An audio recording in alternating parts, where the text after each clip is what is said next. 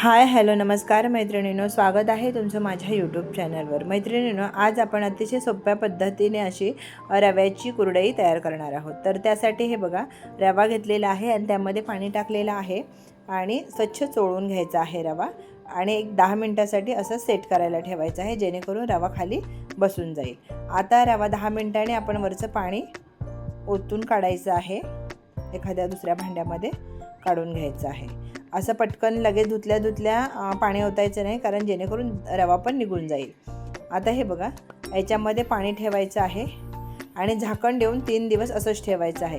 3 दिवस दररोज सकाळ संध्याकाळचं पाणी उपसून काढायचं आहे। आता हे बघा, डायरेक्ट मी तुम्हाला 3 दिवसांनी मधलं पाणी दाखवलेलं नाही, चेंज केलेलं, डायरेक्ट 3 दिवसांनी दाखवते आहे। आता हे बघा, हे पाणी उपसून घ्यायचं आहे। या पद्धतीने हे रवा येईपर्यंत पाणी काढून घ्यायचं आहे त्यामधलं। आता हे बघा, आता हे पाणी टाकून द्यायचं आहे आणि व्यवस्थित असं चमच्याच्या साहाय्याने ढवळून घ्यायचं आहे।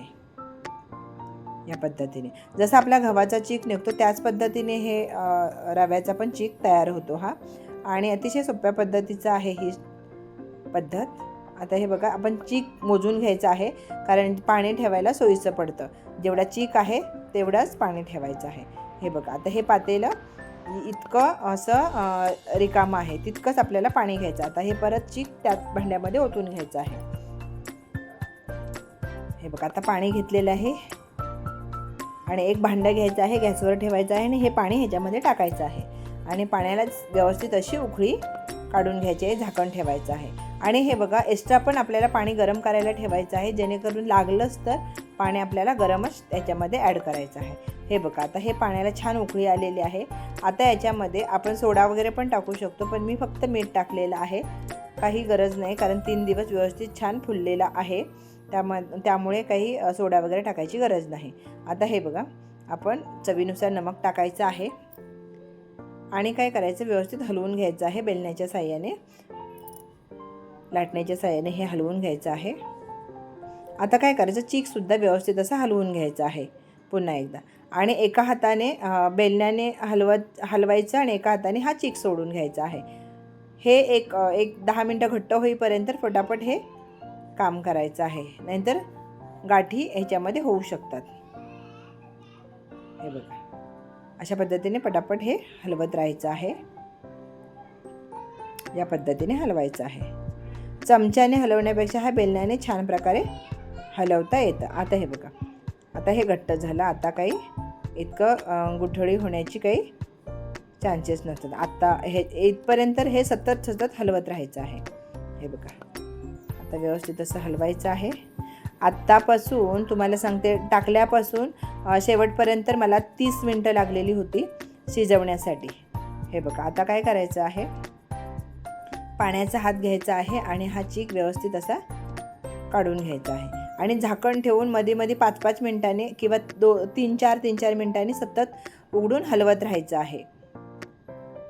म्हणजे 30 मिनटं झाकण जाऊन ठेवायचं नाही, एक 5-5 मिनिटांनी सतत हे हलवत राहायचं आहे।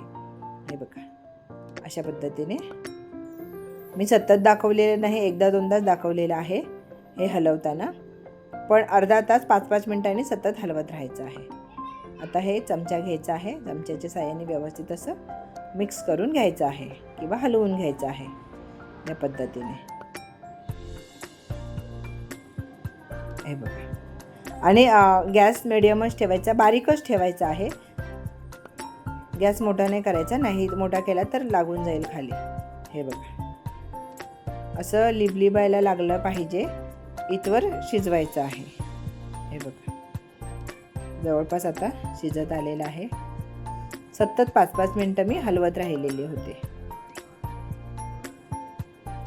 बघा, थोडं अजून बघूयात, काढून घ्यायचं आहे, पाण्याचा हात लावायचा आहे आणि हे व्यवस्थित असं दाबून घ्यायचं आहे आणि परत 1-5 मिनिटासाठी आपण ठेवून द्यायचं आहे। गॅसवर झाकण ठेवायचं आहे आणि ठेवून द्यायचं आहे या पद्धतीने। हे बघा, पाण्याचा हात असा पाणी एका भांड्यामध्ये घेऊनच ठेवायचं आहे। हे बघा, आता परत आपण खोलून बघायचं आहे। हे बघा आता किती ट्रान्सपरंट झालंय बघा.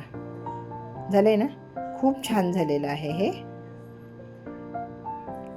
आता जवळपास झालेलं आहे. गॅस बंद करायचा आहे आणि झाकण ठेवून त्याच्या ह्याने थोडं गार होऊन द्यायचं आहे, कारण आपण प्लॅस्टिकच्या कागदावर टाकणार आहोत म्हणून. हे गार झाल्याच्या नंतर सोऱ्यामध्ये भरायचं आहे. रव्याचं हे काही गार झालं तरी काही हरकत नाही, होणार नाही असं नाही. एक गार म्हणजे इतकं गार नाही, कोमट होऊन द्यायचं आहे.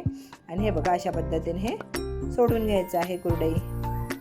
खूप छान पद्धतीने ही कुरडई होते आणि ह्याला काही एवढा म्हणजे मेहनत नाही आहे. हे पटापट होतात आणि इजी कोणीही करू शकतं. अशा पद्धतीच्या ह्या रव्याच्या कुरडया तयार आहेत बघा. टाकायला बघा किती छान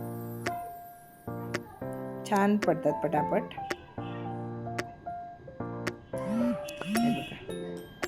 आता ह्या आपण टाकलेल्या आहेत. कमीत कमी 3 दिवस तरी ऊन लावायचं आहे या रव्याच्या कुरडईला. आता हे बघा 3 दिवसानंतर हे बघा किती छान प्रकारे ह्या सुकलेल्या आहेत. ह्या बघा अशा पद्धतीने ह्या आपल्या कुरडया सगळ्या सुकलेल्या आहेत. आता काय करायचं, कढई ठेवायची आहे. कढईमध्ये तेल ठेवायचं आहे. तेल छान गरम करून द्यायचं आहे. हे बघा मी थोडंसंच तेल टाकलेलं आहे, त्यामुळे ही कुरडई खूप फुलते आणि मी तेल कमी टाकलेलं आहे. हे बघा, त्याच्यामुळे हे दाबून घ्यायचं आहे व्यवस्थित आणि चांगली शेकून घ्यायची आहे, तळून घ्यायची आहे या पद्धतीने. चवीला तर अप्रतिम लागतात मैत्रिणींनो. ही कुरडई तुम्ही नक्की करून बघा. छान असते ही, म्हणजे चवीला पण एकदम आपण जी गहूची कुरडई करतो ना त्याच पद्धतीने लागते आणि मेहनत फार कमी आहे. तर चला मैत्रिणींनो, जर माझे व्हिडिओ आवडत असेल तर लाईक शेअर सबस्क्राईब नक्की करा. आणि चला मग वेळात वेळ काढून माझा व्हिडिओ पाहिल्याबद्दल मनापासून धन्यवाद. उद्या आपण एखाद्या नवीन रेसिपी बघूयात, नवीन व्हिडिओ बघूयात. तर चला, तोवर धन्यवाद.